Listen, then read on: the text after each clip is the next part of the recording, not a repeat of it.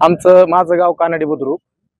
त्या कानडी ग्रामपंचायतचं रोजगार सेवक म्हणून मी काम करतो त्या ठिकाणी।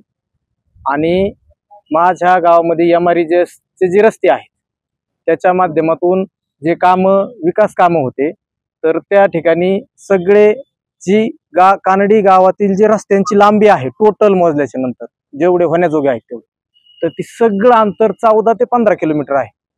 आणि कानडी बुद्रुक ह्या ग्रामपंचायतच्या अंडर जे काही एमआरईजीएसच्या रस्त्यांची मंजुरी मिळालेली आहे ती 33 किलोमीटरची आहे।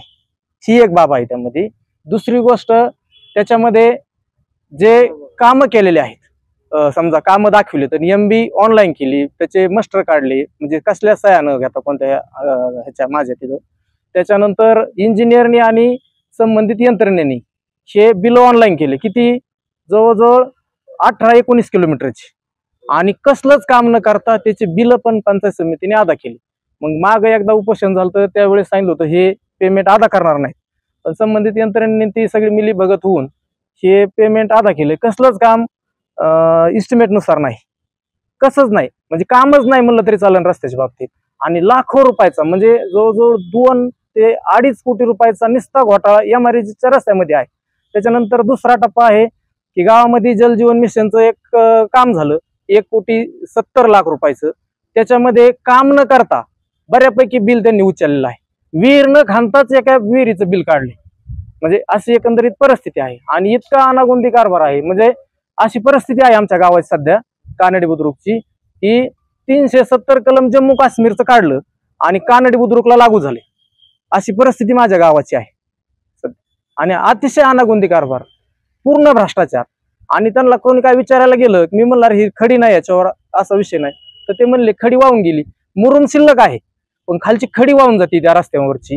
म्हणजे अशी एकंदरीत परिस्थिती आहे सध्या गावामध्ये। प्रश्न आहेत ना आता, इथं कुणाच्या घरकुलांचा प्रश्न आहे, विहिरींचे कामं चालू करायला त्यांना वेळ नाही, आमच्या गावाचा विषय आहे हा।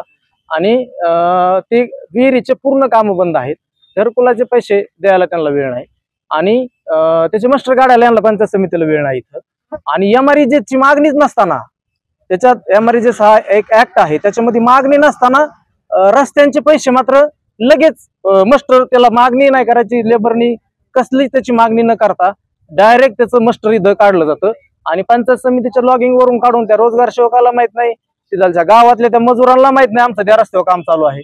अशी एकंदरीत त्या एमआरईजीएस कामाची परिस्थिती आमच्या चालू आहे सध्या। मागणी ही आहे की एक तर त्यांनी रस्ते केले नाहीत, जो फंड त्यांनी चुकीच्या पद्धतीने उचललेला आहे ते रिकव्हर व्हावा, ज्यांनी हे घोटाळा केलेला आहे त्यांच्यावर गुन्हे दाखल व्हावा आणि शासनाने ह्याच्यावर योग्य निर्णय घ्यावा।